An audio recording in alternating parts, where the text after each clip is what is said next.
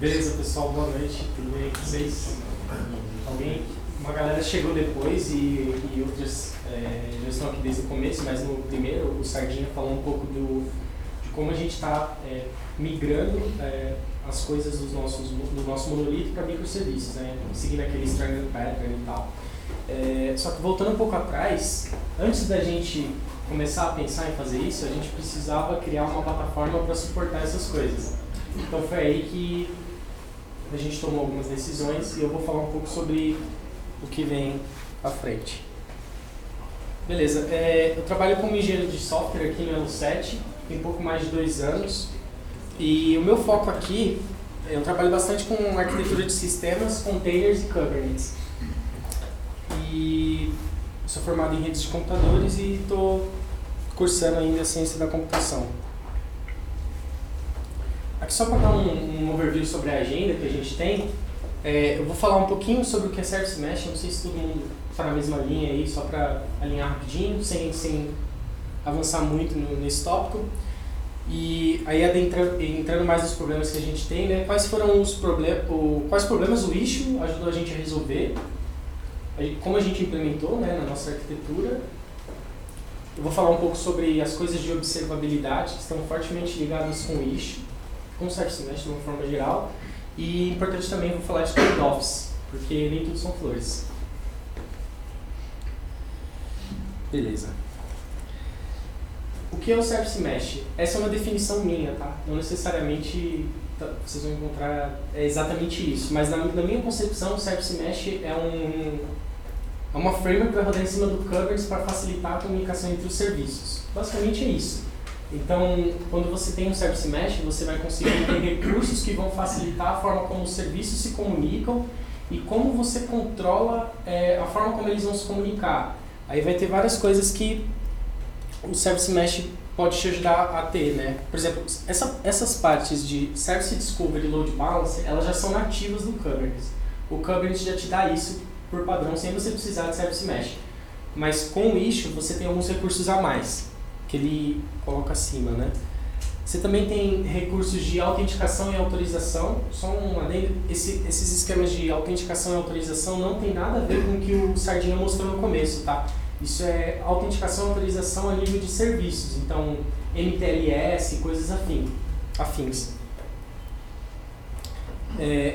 Quando você tem o Service Mesh, ele também te oferece muitos recursos de observabilidade, é isso que eu vou, inclusive, entrar um pouco mais a fundo depois. E o principal, que são recursos de conectividade, de comunicação entre os serviços. Aí tem teste AB, você tem Canary Release, Circuit Breakers, Rate Limit, Access Controls, ou seja, todas as coisas que estão fortemente ligadas a como os serviços vão se comunicar, né? Beleza, agora falando um pouco de quais os problemas o issue ajudou a resolver aqui no Elo7. A gente tinha várias perguntas, né? Uma delas é como que a gente remove a complexidade das aplicações. Porque, como o Sardinha falou no começo, a maioria das nossas aplicações são Java-based. Então a gente já tinha muita coisa pronta, muita lib pronta para resolver problemas do contexto do Java. Então, por exemplo, Circuit Breaker, a parte de teste AB já estava fortemente acoplada e tudo mais. Só que aí, a partir do momento que, por exemplo, a equipe de Data Science, que é mais conveniente para eles trabalhar com Python, por exemplo, e é uma outra linguagem e tal, como é que eles vão ter esses recursos também? Eles teriam que procurar uma biblioteca, ou fazer uma biblioteca, para lidar com o Circuit Breaker, para ajudar a fazer os testes AB, para, enfim, integrar com várias coisas que a gente já tinha pronta no Java, não era um problema para a gente até então, mas começou a ser por um desses motivos. Então, essa era uma das perguntas que a gente queria responder. Outra pergunta, uma vez que a gente fosse caminhar para uma arquitetura de microserviços, é natural que a gente tivesse as coisas mais quebradas e que a gente tivesse mais comunicação entre os serviços, né? Então a gente queria entender como que a gente vai ter observabilidade em cima desses sistemas, né? Então como que a gente vai saber, por exemplo, que, sei lá, o Marketplace está chamando o serviço de recomendação e o serviço de recomendação tem suas dependências, sei lá, o Cassandra, por exemplo. E como que a gente vai saber que a gente está tendo um problema do serviço de recomendação para lá? E mais, né? Se esse serviço de recomendação se comunicasse com outros serviços e tudo mais. Então, assim, esse grafo de dependências vai ficando cada vez mais complexo e muito complexo conforme você vai evoluindo nos microserviços. Então, a gente queria responder essa pergunta também. Aí uma coisa que está muito próxima também de observabilidade é monitoramento. Então, como que a gente vai fazer para ter monitoramento sobre esses microserviços? Então, tipo, a gente quer saber se, sei lá, a taxa de erros de um determinado serviço está ultrapassando um determinado threshold, ou se o consumo de CPU excedeu um limite lá pré-configurado e tudo mais, para a gente poder correlacionar com possíveis problemas na plataforma para tentar identificar os problemas, né? Beleza. Ah, tá, tranquilo. Bom, agora eu vou falar um pouquinho de como a gente implementou essas coisas aqui no Elo 7. Primeiro, a gente já usava Kubernetes há muito tempo. Quando eu entrei aqui já tinha, na realidade, isso em 2017. Eu acho que foi implementado em 2016, mas começou a entrar em produção em 2017. Foi mais ou menos a época que eu entrei. Então a gente já tinha um cluster de produção, já tinham aplicações lá rodando, e o Service Mesh nem era uma coisa que estava no nosso radar naquela época, né? Então a gente tinha que pensar no mecanismo de integrar o nosso cluster de produção que já estava rodando com o issue e com o Service Mesh. Então esse era um ponto.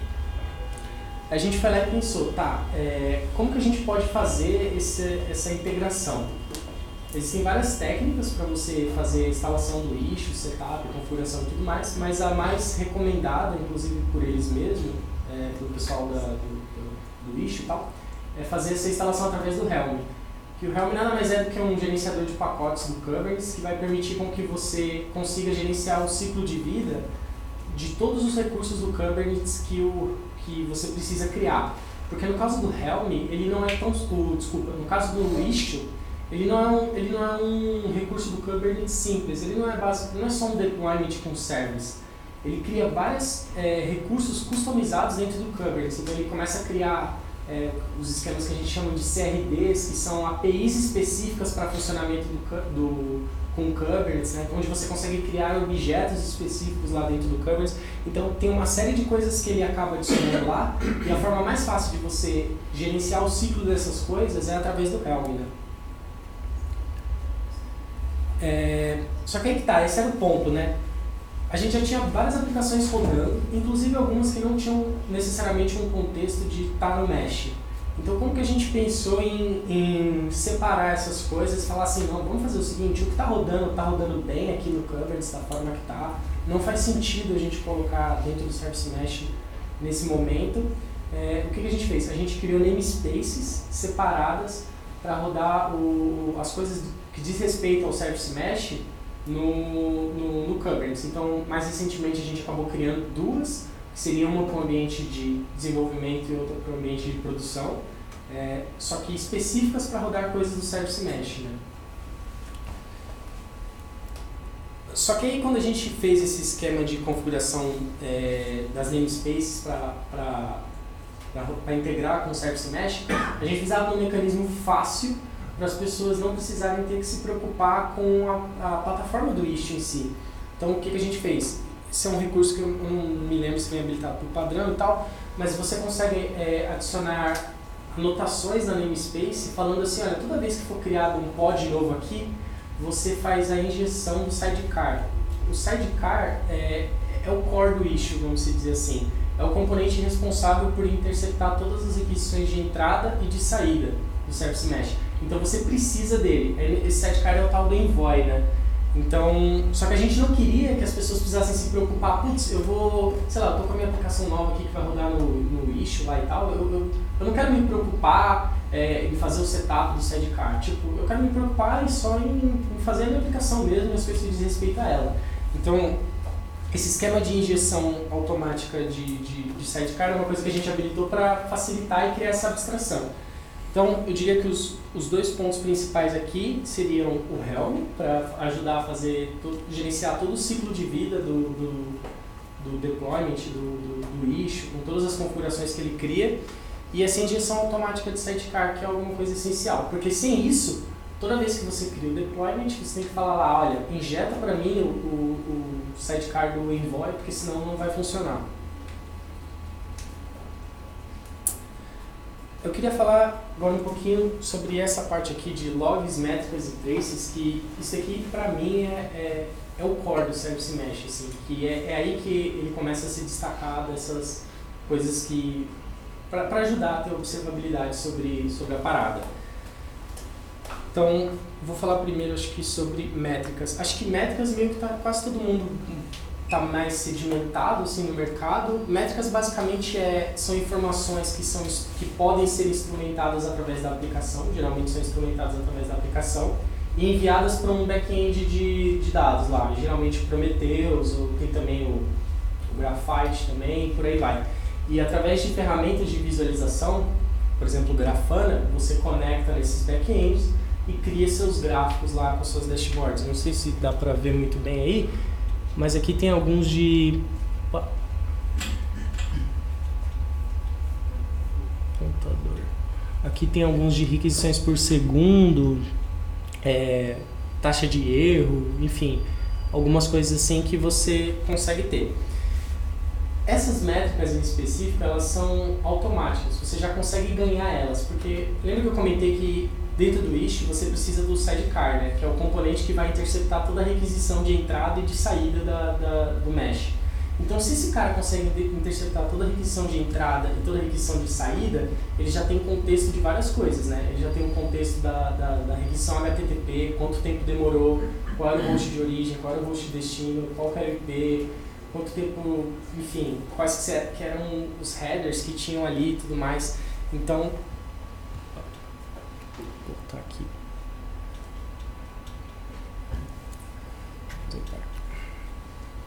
Então, com essa parte de Prometheus mais Grafana, a gente já consegue ter essa parte de métricas de uma forma automática. Então, no caso, a gente não precisou fazer nada, porque o Envoy já expõe métricas que podem ser consumidas pelo Prometheus e armazenadas lá no back-end dele, que depois podem ser consultadas através do Grafana. Então, é uma coisa que a gente ganha out of the box, assim, sem precisar fazer nada. Então, essa é uma parte muito importante, que é de métricas. Aí, junto com as métricas, tem outra parte que também é bem importante, que são os tracings.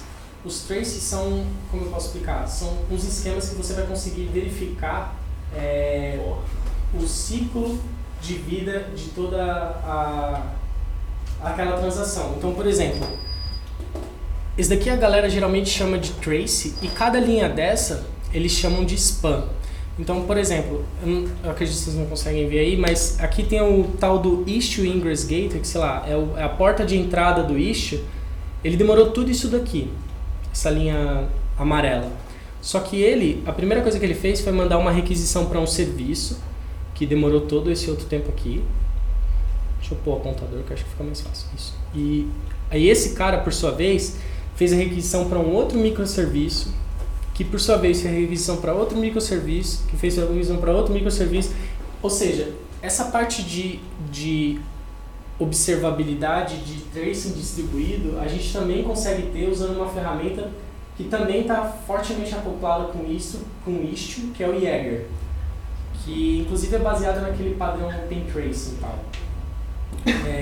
Aí, ou seja, mais uma vez, o Istio, o Service Mesh disponibiliza isso para a gente através do Envoy, né? O Envoy consegue fornecer essas métricas porque ele tem o contexto da requisição, então você consegue depois visualizar através de uma interface. Isso é muito bom por questões de debug, né? Você quer entender, por exemplo, você tem uma requisição que demorou para você na porta de entrada, demorou, 4 segundos, mas você quer saber exatamente na onde que está demorando mais tempo. Aí você consegue investigar através da interface do Jaeger e buscar lá a requisição que foi feita e expandir essas dependências aqui, você vai conseguir saber mais ou menos na onde demorou mais tempo. Nesse caso aqui, me parece que foi nesse serviço de review aqui, por exemplo. Beleza? E outra parte também que está junto com essa questão de observabilidade, pode perguntar, Lino. Desculpa, Marcos, cara, só vou correr uma dúvida sobre o slide anterior. Sim, sim. Das métricas. Mas só uma dúvida, você já está usando aquelas métricas sendo coletadas com o Prometheus? Sobre quais explicações? Desculpa, essas métricas ou essas métricas? É que esse não é bem métrica. As métricas mesmo. Ah tá, essas métricas são coletadas com o Prometheus. Você já está usando? Sim. O Envoy, ele pega todas as informações e disponibiliza. Aí a gente vai lá, bate com o Prometheus, coleta e armazena. Aí depois a gente só visualiza com o Grafana. Você é ideia de usar o Prometheus também para coletar métricas da própria aplicação? Substituir o Graphite pelo Prometheus? Poderia ser uma alternativa. É que hoje o Graphite está bem difundido aqui dentro da Lucet, né? Mas a gente poderia trocar, por exemplo, o back-end de métricas pelo Prometheus. A gente só precisaria criar as bibliotecas e tal, e incentivar a galera a usar. Mas é análogo, é exatamente a mesma coisa. Tá, a gente tem métricas, a gente tem traces e junto com isso a gente também quer ter os logs, né? Porque uma vez que a gente tem métricas, a gente tem o trace e a gente tem os logs, cara, a gente já sabe o problema ali. Não é possível que você não consiga saber o problema se você tem essas 3 informações, que elas vão te ajudar muito para fazer troubleshoot. Então aqui eu dei um exemplo de um log qualquer aqui que eu criei lá, enfim, que ele tem algumas informações aqui que são basicamente as 3 informações mais importantes que a gente precisa saber, sei lá, qual que é o nome do pod, né, que está rodando no Kubernetes, qual que é o timestamp desse evento e qual que é a mensagem. Aí, com base nesses 3 caras, você já consegue extrair praticamente tudo. Aí você consegue adicionar também alguns filtros extras que depois você consegue, na interface que você está usando para visualizar esses logs, que pode ser, sei lá, no nosso caso é o Greylog, mas poderia ser o Kibana da Elastic, e poderia ser qualquer outra ferramenta Splunk que consegue visualizar esses logs, poderia ser qualquer uma. Então a gente consegue pegar isso e depois eu posso, sei lá, no Greylog e fazer uma busca por todas as aplicações que tem o nome, o deployment como sendo Recommendation API e o log level é error, por exemplo.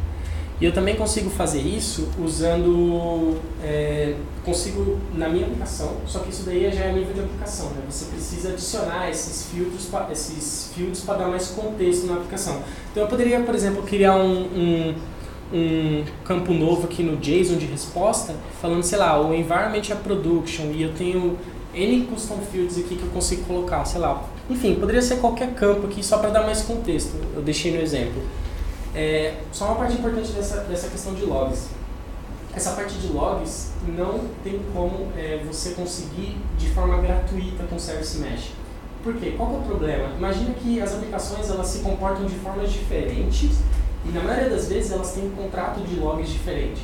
Por exemplo, no caso do Java, ele manda o stack trace lá e coloca /n, quebra a linha, não sei o que lá, e às vezes está escrito log level, às vezes está escrito só level, às vezes é timestamp, às vezes pode ser um date. Então, essa parte de log ela tem que ser padronizada a nível de aplicação para que depois a gente consiga, de uma forma genérica, consultar todos os logs e obter essas informações.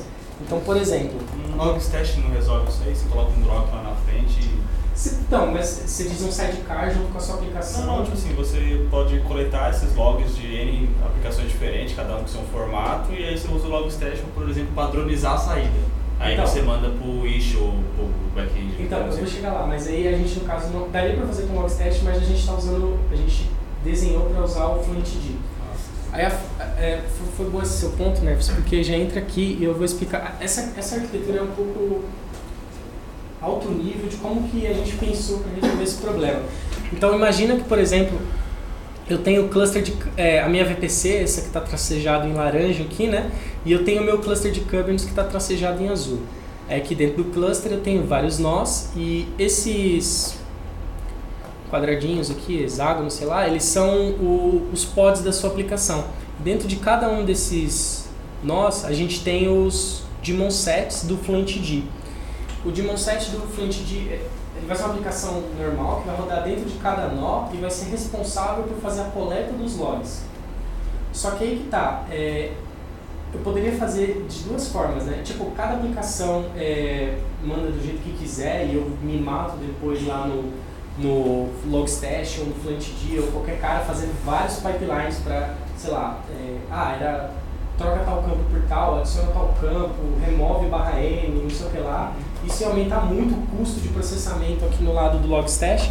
Ou eu poderia simplesmente, o que na minha concepção faz mais sentido, convencionar de que as aplicações, o requisito básico para que as aplicações tenham logs disponíveis, sei lá, no Greylog ou num lugar para ser visualizado, é que, primeiro, esse log seja salvo em JSON, a saída padrão, e tenha alguns campos específicos. Por exemplo, sei lá, o nome do pod, o log level e a mensagem.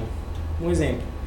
E com base nisso, poderia ter outros campos, que seria esse extra fields, e eu poderia pegar esse FluentD e fazer todo um pipeline para appendar esses extra fields. Então imagina que, na real, aqui seria um JSON que teria os campos de pod name, log level, timestamp, message, environment e, sei lá, my custom field. Então eu juntaria tudo e isso seria salvo como uma entrada de log lá no Elasticsearch, que eu vou chegar daqui a pouco. Então, como é que funciona, né?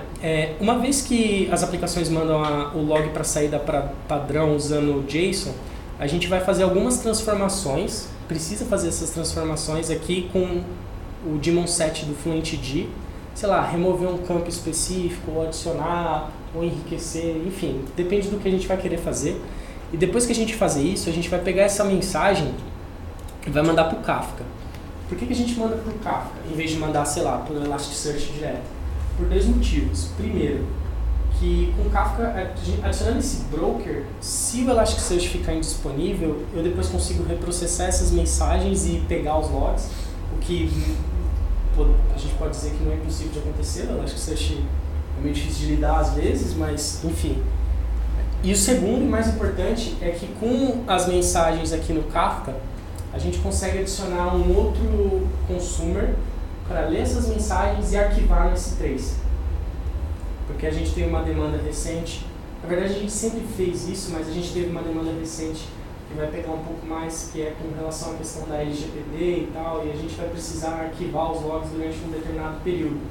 Só que aqui no Greylog, pra gente, a gente não quer ter log, sei lá, 4 meses atrás. Pra gente, às vezes, uma semana é o suficiente. Só que se a gente quisesse armazenar log de 4 meses atrás, um ano atrás, a gente ia precisar de um storage gigantesco aqui no Elasticsearch. Então, o que a gente faz? A gente armazena, sei lá, de 30 dias, um exemplo, e os demais, aí vai ter um outro cara aqui que eu acabei não desenhando, que vai ler do Kafka e vai salvar no S3 para ser arquivado. Aí, se por algum motivo eu precisar consultar esse log daqui a, sei lá, um ano, eu vou nesse storage frio. Aí eu vou lá no S3, pego nas pastinhas lá, mês, ano, dia, nome da obrigação, blá blá blá, e capturo o log que eu estou interessado. Esse log tá no S3, ele já é manipulado pelo FluentD? Ele já é manipulado. E ele atende o requisito da LGBT? Eu sei que está fora do contexto. Mas... Sim. Assim, para ser bem sincero com você, né, eu não sei quais são todos os requisitos do LGPD, mas a ideia é que o mesmo log que esteja disponível aqui no Greylog seja exatamente o mesmo que vai estar disponível no S3. Só entender o que é que está rolando aí. Esse FluentD está capturando da saída do container e postando no Kafka? Isso mesmo. Mas antes de postar no Kafka, ele pega esse arquivo JSON e faz algumas transformações. Que aí são coisas específicas. A própria máquina do cluster ele está fazendo isso? Ele faz isso dentro do... porque isso daqui é como se fosse um pod, né? É um pod. Você não pode junto com cada... Não é um pod com cada aplicação, é um pod por nó. Um pod por nó. Por servidor. Então, dentro de cada servidor vai ter um pod que vai ser responsável por lidar com os logs de todos os outros pods. É esse o trabalho dele. E aí sim, a gente faz algumas transformações aqui que são, eu vou dar um exemplo, seria, por exemplo, a gente quer colocar um pouco mais de contexto, então a gente poderia colocar qual que é o nó que essa aplicação está rodando, né? Porque pode ser que esse nó esteja com algum problema, esteja zoado, esteja com uma latência, pode ser que esse nó está numa zona que está com problema na AWS, ou está com o EBS zoado, e por aí vai. Então a gente consegue colocar essas informações. Dá para pôr namespace, enfim. Tem várias coisas que a gente faz uma transformação aqui nesse cara antes de mandar o dado para o Kafka, o log para o Kafka. Aí do Kafka o Greylog que joga no Elastic? O Greylog consome e joga no Elasticsearch. Você não usa o Kibana aí, por exemplo? Não uso. O Kibana seria a mesma ferramenta para fazer, uma outra ferramenta para fazer a mesma coisa. A stack do Elasticsearch lá com LK, né, o nome, Elasticsearch, Kibana e Logstash. É basicamente a mesma coisa que o Kafka e o Kafka, o Greylog, o Greylog e o Elasticsearch. O Greylog já tem um plugin que ele consegue ler do Kafka, né? Então a gente lê do Kafka e não faz mais nada, só salva no Elasticsearch. Beleza? Fez sentido essa parte aqui? Marcos, como é que funciona se você precisar de log de mais de um mês, então? Se você precisar de log de mais de um mês, você vai ter que pegar as 3. Porque assim, o Hive e o Presto, a gente mapeia o S3, os logs, como se fosse dataset nosso, aí faz query. Daria para fazer isso também. Mas para fazer isso, você tem que estar com a sua estrutura de logs bem definida. Tipo, não pode estar a salada de frutas de log level, L, warning, tem que ter um esquema. É aí que é o lance do Flentd, de fazer toda essa transformação para garantir o contrato. Aí tem um ponto, você vai falar assim, o que acontece se eu estou salvando uma aplicação que não está no formato JSON? O Flentd ignora. Ele simplesmente não vai ler o dado e não vai estar disponível para lá. Esse foi meio que o pré-requisito que a gente estabeleceu. Porque realmente não tem jeito, né? A gente precisa ter um contrato de como estão as coisas para mim conseguir ler esses dados e armazenar depois. Isso é um filtro inicial que é o Flentd, no caso. Não entendi, desculpa. Tem um filtro inicial aí que é o Flentd. Isso mesmo, o Flentd ele vai estar aqui. Eu vi você respondendo, você está rodando um pod com Flentd e cada... Isso, ele é um Daemon 7. Na realidade, essa arquitetura ela foi desenhada e testada, mas não foi implementada ainda, porque a gente ainda não priorizou essa parte. Mas essa arquitetura foi testada e basicamente funciona. A gente tem um Daemon 7 que vai garantir, é um recurso do Kubernetes que vai garantir com que um determinado pod rode em todos os nós, que é o que a gente quer, porque eu posso ter, a minha aplicação pode estar em qualquer nó. E ele vai ler da saída padrão de todos os containers, vai fazer todo o pipeline, ele literalmente tem um pipeline de transformação. Você vai lá, pega campo, adiciona campo, renomeia. Exatamente, o Flentd e o Logstash eles fazem. É a mesma coisa. O cluster é mais leve. E o Daemon 7 garante que só vai ter um fazendo isso por nó. Isso mesmo. Você comentou que todos vão mandar para o Kafka. Vai ter um outro processo, vai ter um outro cara que vai processar e mandar para S3. Isso, esse outro cara poderia ser inclusive um Flentd. Então, pode ser no mesmo Flentd, ele já manda tanto para o Kafka quanto para S3. Sabe? Poderia ser, mas pensa assim, Dani, e se por exemplo, sei lá, eu sei que o Flentd tem um esquema de buffer, mas suponhamos que eu dei alguma caca lá e crashe o Flentd que está rodando nesse cara aqui. Eu posso guardar ele dentro do buffer e mandar para o Kafka e depois consumir no throughput que faça sentido para mim, em vez de talvez perder o log aqui na origem. Faz sentido? Seria a vantagem de agregar a responsabilidade também, né? Você jogou para o Kafka, ele vai ter outro consumer responsável por fazer aquilo. Não necessariamente precisa ser uma responsabilidade. A gente está usando o Kafka no site já faz um tempo e aí a gente usa uma ferramenta do Pinterest chamada Secor, que já faz esse dump. Então a gente já tem um pipeline fácil para isso. Então a gente tem algum cluster de Kafka, a gente tem 3 clusters de Kafka. A gente vai lá, só fala para o Secor, faz o dump desse Kafka para esse 3. E a gente já faz automático no padrão que a gente quer.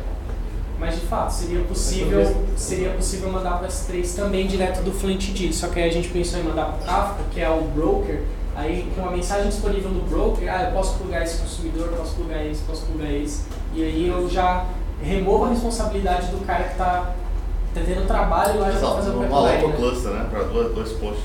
Isso, e jogando no Kafka a gente habilita outras aplicações a consumirem isso e fazer o que quiser. Com um sistema de fraude em real time, consegue pegar os logs ali e fazer o que quiser. E tem um ponto também importante que pode parecer que não, mas isso gera bastante tráfego e se eu estou trafegando dentro da minha VPC, eu consigo ter mais throughput do que se eu precisar trafegar para S3, que é um endpoint público, né?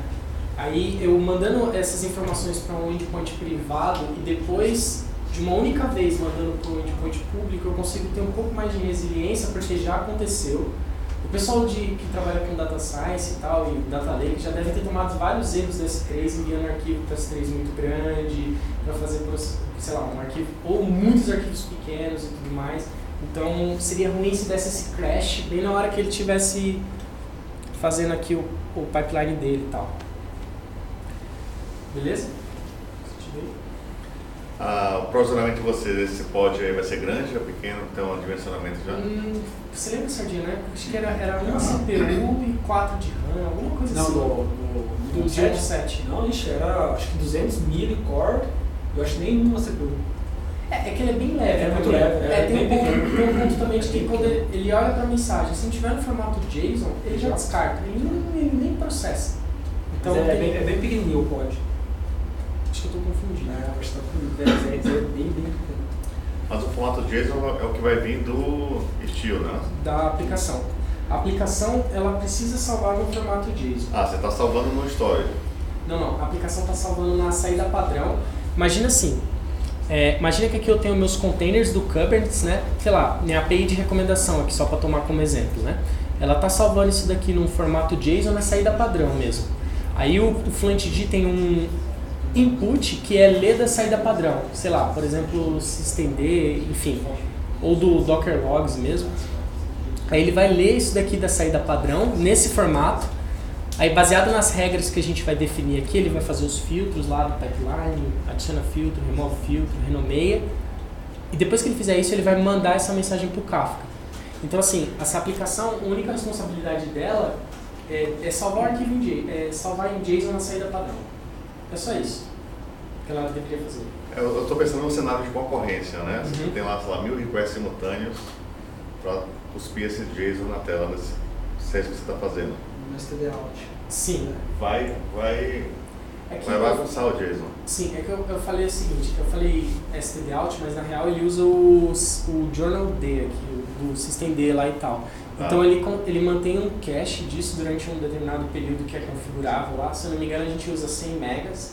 Então se desse alguma coisa muito ruim aqui no Fluentd, eu teria até... Eu não sei quanto tempo demora para ele fazer flush de 100 megas, mas eu acho que é bastante tempo, para poder processar essa mensagem de novo. Então assim, eu poderia aqui estar rodando a minha aplicação, aí eu sei lá, eu preciso fazer um deploy no Fluentd porque eu atualizei um pipeline. Tudo bem, não tem problema. Ele vai reiniciar aqui, Não perde, né? aí ele vai ter um ponteiro da onde ele parou e vai continuar lendo. É 100 megas pro nó, né? Esse eu falei 100 megas é o valor configurável. Sim, mas são esse 100 valor megas, é pro nó. se eu não me engano é por nó. 100 megas por nó. Então, Essa característica de trabalhar com JSON é o padrão dele, é pré-rec, ou você tem a opção de trabalhar com JSON ou não trabalhar com JSON? na realidade não. No caso do Fluentd, eu imagino que no Logstash também, você consegue ler de vários formatos. Poderia ser do formato do próprio Docker Logs e tudo mais, você consegue ler da saída padrão, você consegue ler do... Enfim, tem vários inputs que ele consegue fazer. Mas no caso do JSON, a gente definiu o JSON para ficar bem estruturado, porque a gente quer fazer o quê? Não é uma característica dupla de JSON. Não. É uma decisão de negócio nossa, porque a gente quer... Porque imagina assim, eu quero depois numa interface web checar uma checkbox lá falando que o log level é error e no campo do podname lá na text box, no campo do deployment lá na text box eu quero escrever recommendation API, dar um enter e ele trazer tudo para mim. Se eu não definir um esquema bem estruturado, eu não vou conseguir ter isso lá na outra ponta. Porque eu não estou olhando mais o log diretamente na máquina, sei lá, fiz SSH e estou olhando. Eu estou olhando ela de uma maneira centralizada, num outro cara. Aí a gente definiu esse esquema, esse contrato para justamente poder ter isso. Legal. O Logstash trabalha com regular expressions, aí no caso você define um esquema, como é que ele trabalha com regex também? Você consegue trabalhar com regex aqui também. Inclusive a gente fez algumas modificações lá, de tipo, algumas coisas que eram maiúsculas, a gente queria que fosse minúsculo, só para ficar no nosso padrão. Então você consegue fazer todo um filtro de pipeline com Fluentd também. Mesmo o deployment, vem o deployment, o namespace e o ID do cluster tudo junto. Aí a gente fez uma regex para separar em vários fields, porque aí você consegue filtrar por cada um. Porque aí eu posso, por exemplo, no Greylog, eu posso lá, ela faz uma busca por todos os pods, sei lá, eu estou num cenário meio escuro, não sei qual que é o problema, aí eu vou lá e faço assim no Greylog, faz uma busca para mim de todos os pods da namespace prod que o log level é erro. Aí ele vai trazer vários erros. Aí eu vou lá e agrego isso, faço um count pela quantidade de erros que teve num determinado período. Aí eu vou ter lá um gráfico que, sei lá, vai mostrar que a aplicação A, das 1000 mensagens que teve de erro lá, 75% foi dela. Aí eu falo, peraí, esse problema pode ser aqui, entendeu? Você fala em agrupar o log antes de enviar para o Kafka. Não, agrupar lá no... imagina que na hora de... É isso, antes de... Ele processa. Seria no Kibana, no caso. É no Kibana, exatamente. Kibana faz a agregação. Você poderia agregar isso antes de enviar para o próprio FluentD, antes de enviar para o Kafka. Sim, para fazer... Só que então, a gente queria deixar esse pipeline... A gente não testou muito a fundo para ver quando colocar em produção, qual vai ser o impacto de performance disso, mas a gente queria deixar esse pipeline relativamente leve. Então a gente não queria ficar fazendo tanta transformação aqui, só o necessário para ter o dado com contexto disponível lá no final. Aí é aqui que o dado já está armazenado no storage que é mais adequado para fazer essas agregações e tudo mais, busca textual, que nem o Elasticsearch, aí faz mais sentido para a gente. Imagino que ele manda load isso também para o Kafka, né? Se eu não me engano, ele manda. Eu sei que, uma coisa eu sei, que ele faz buffer antes de mandar. Ele faz um buffer, agora... Desculpa, que ele tem um buffer, agora se ele manda em lot eu não sei, mas que ele faz um buffer, com ele faz. Um buffer em disco. O problema é você agregar na hora de envio, que você perde a granularidade, né? Você precisa ver um log específico, se você agregou isso, você já não sabe, né? Só estou pensando na possibilidade dele. Sim, por exemplo, se tem uma incidência do log gigante, o tempo inteiro o mesmo log, você pode... Talvez a informação que possa ter para você seja saber a quantidade. Não necessariamente, sim, é um ponto. É um ponto, sim, de fato. É que a gente pensou em fazer isso na outra ponta, que seria aqui já. Mas de fato, são trade-offs, assim. Eu entendi o que você quis dizer, por exemplo, sei lá, se eu tenho 1000 logs que tem, sei lá, exatamente o mesmo message, talvez não faça sentido. Quem faz isso hoje no browser. Eu tenho muito log repetido, ele agrupa. Talvez não faça sentido realmente você visualizar os 1000 em vez de falar, eu tenho aqui que ocorreu 1000 vezes. Isso. É um ponto também.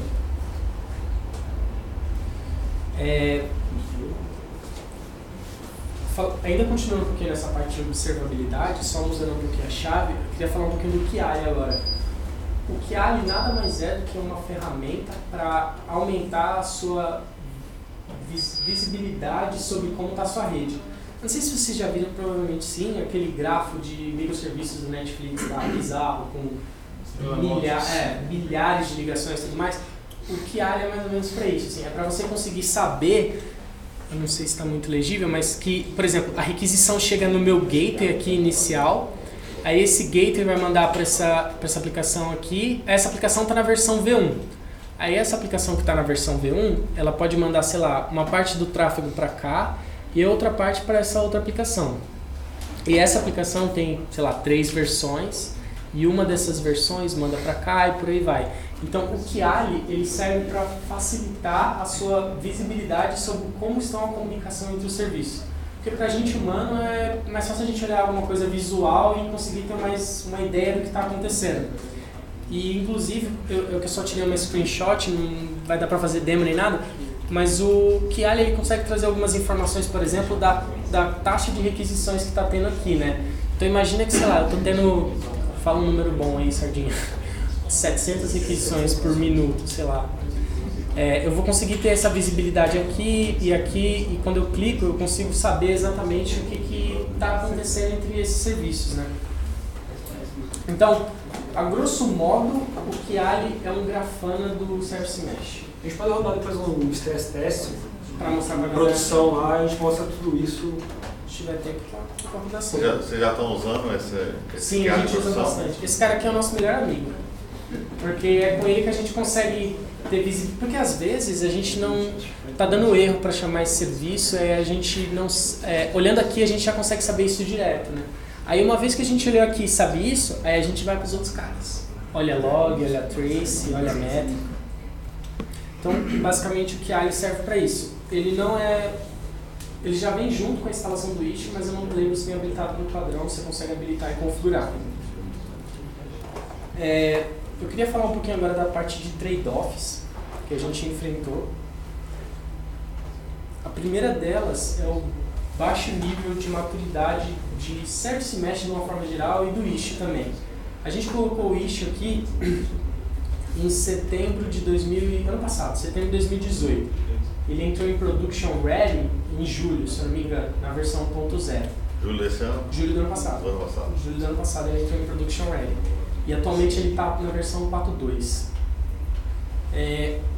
Como ele é um software muito recente e que ele só entrou no mercado para valer, sei lá, eu diria que tem uns 2 anos, então ele ainda está muito...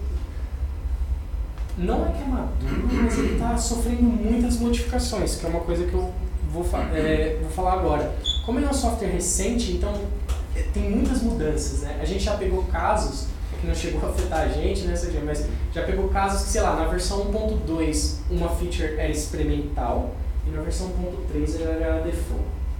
Então, assim, como ele é muito recente, muito novo, a galera testa muita coisa e muda muito a forma como ele funciona. Até o próprio contrato de alguns recursos que ele tem lá, tipo Destination Run, Virtual Service, por aí vai, às vezes acaba mudando um campo ou outro e você precisa se adaptar. Então, essa é uma das partes negativas, que ele tem um alto nível de mudança. Não é que nem o Kubernetes, que sei lá, acho que na versão... o Kubernetes também teve essa sua época, né? Mas na versão 1.6 em diante ele ficou bem estável, assim, já era bem... já não tinha tantas mudanças frequentes acontecendo, né? Overhead. Ele tem overhead, não tem como não ter, né? No nosso caso foi um overhead pequeno e a gente aceitou pagar esse custo, que no caso da gente foram 15 milissegundos. Mas dependendo do caso, talvez, talvez uma aplicação que a latência tem que ser extremamente baixa, sei lá, alguma coisa na bolsa de valores, não sei, talvez você não queira pagar esse overhead, porque você está adicionando mais camadas, né? E conforme você adiciona mais camadas, você está dando mais saltos, e se você está dando mais saltos, fatalmente você vai estar adicionando overheads. Mas no nosso caso a gente achou justo pagar, que foi só 15 milissegundos. Para o nosso contexto, do nosso... Como é que vocês chegaram nessa conta dos 15 milissegundos? A gente fez 2 testes de cargas. O primeiro passando pelo Service Mesh e fizemos a medição lá de tudo e depois passando por fora. E quando a gente passava por dentro do Service Mesh, na média a gente ganhava 15 milissegundos a mais. Com aquele pipeline que o Sérgio comentou lá do Gatling. Isso daqui eu coloquei como uma interrogação porque assim, a complexidade da arquitetura aumentou. Eu vou até pegar o slide do Sardinha, né, para usar como exemplo.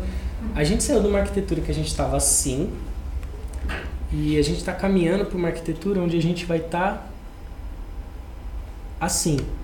Ou seja, a complexidade ela aumentou no sentido de, tem muito mais camadas. Agora eu não faço mais uma requisição direto para o LB, que manda para o Nginx, que manda para o meu back-end.